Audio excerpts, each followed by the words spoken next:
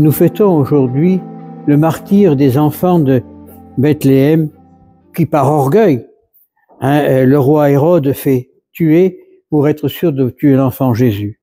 L'ange demande à Joseph d'emmener Marie et l'enfant hors des mains d'Hérode et ils s'en vont en Égypte.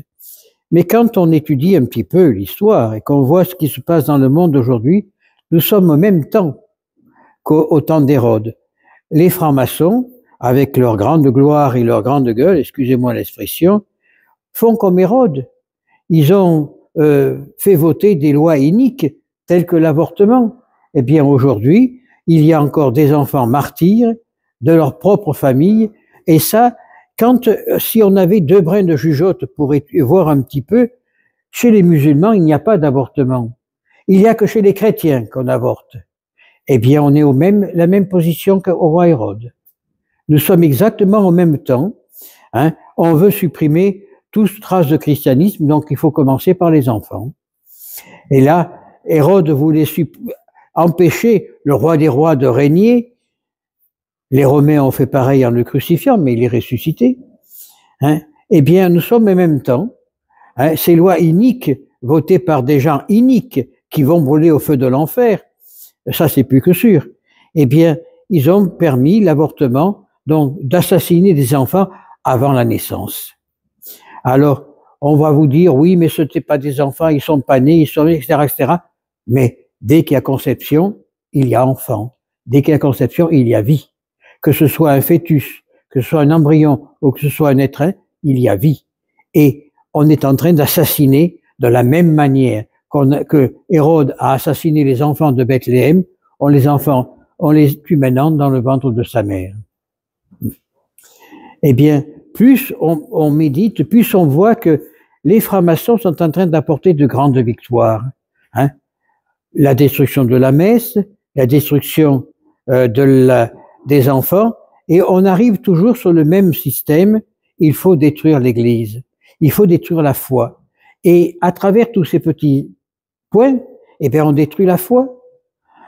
Parce qu'une femme qui avorte, ou alors elle ne comprend rien du tout à la vie, ou alors toute sa vie, elle va se le reprocher. Parce qu'elle aura toujours en mémoire cet enfant qu'elle portait et qu'elle y a enlevé la vie. Et quand on voit la manière que les docteurs opèrent pour faire l'avortement, c'est une abomination.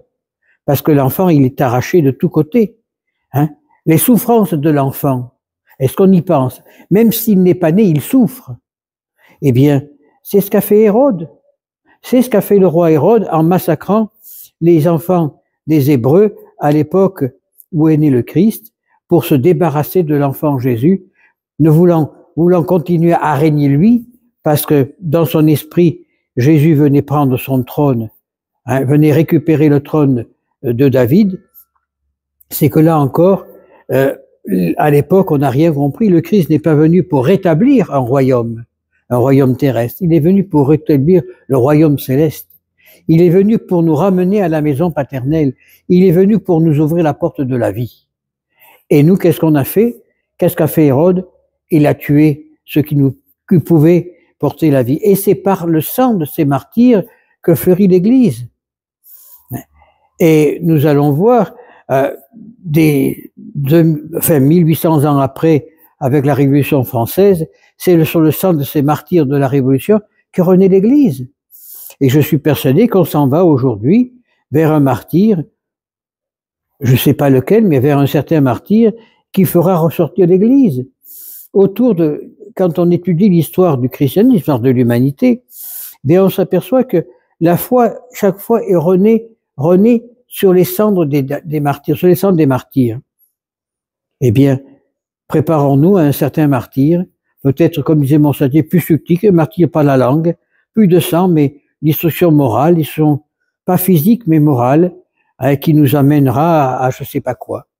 Alors, prions ces enfants, prions ces mamans qui ont pleuré dans les rues de Rabat, les rues de Bethléem, dans Rama, la région, pour que fleurisse de nouveau l'Évangile et pour qu'enfin, véritablement, on puisse comprendre ce qu'est venu faire Jésus sur le monde et que la paix rentre non simplement dans nos cœurs, mais dans le cœur de l'humanité, pour que demain matin, avec les anges, nous puissions chanter la gloire de Dieu.